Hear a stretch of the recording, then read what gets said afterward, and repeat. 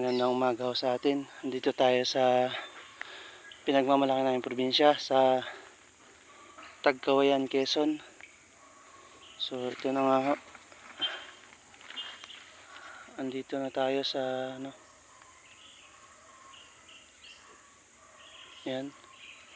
Ito yung gagawing poultry. Yan. Dito ho. Gandun. Yan, lahat yan, kabuuan dyan yan. Dito naman ho, meron tayo dito sa kamag-anak to. Yan. Mga baboy native. 40 piraso. Pero dadagdagan pa yan. Mga 100 ang target nila.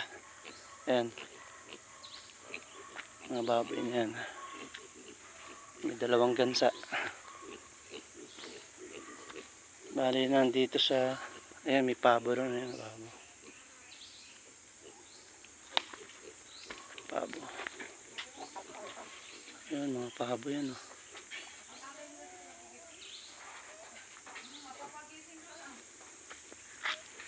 Ayan.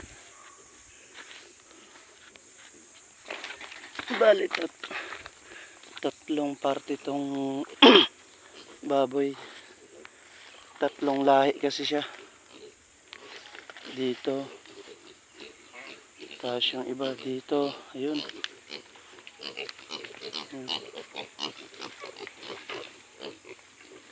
Tapos yung isa, yung parte naman kabila dito.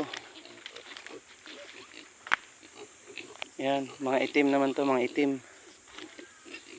Yan. Bali ho, ito naman. Pansamantala na nakakulong yan dyan. Ang plano dyan, 100 ng target, pakagalain dito. Yan, malawak na yan. 3 hektarya yan. Kukulungin nila ng ganito. Itong screen na to. Pakagalain lang yung mga baboy. Parang native eh. Kain-kain lang sila dyan kung ano makain nila. Tapos papaluapan din ng feeds. Gano'n sa taas. Ayan o mga plano dito.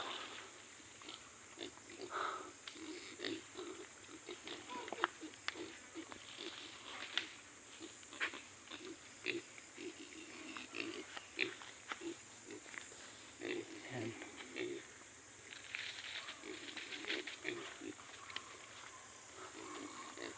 Dito mapuno dyan, mga pantabla. Pambahay natin yan. Ayan. Mga malaking puno.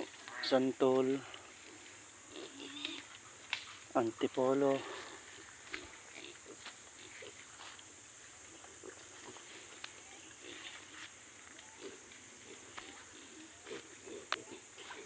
Ayan o. Maliliit pa na puno pero malalaki na yan. Malalaki na. Malalaking puno na yan. Ayan o. Malaking puno na yan, yan o. Pero kung tutusin, maliit pa yan, lumalaki pa masyado yan. Yan ang mga puno. Yan. Yan pa, santol, lalaki. Yan.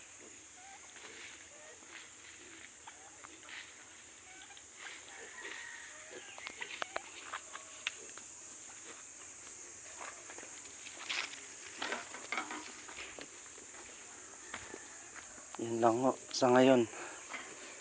At hindi pa tayo makapag simula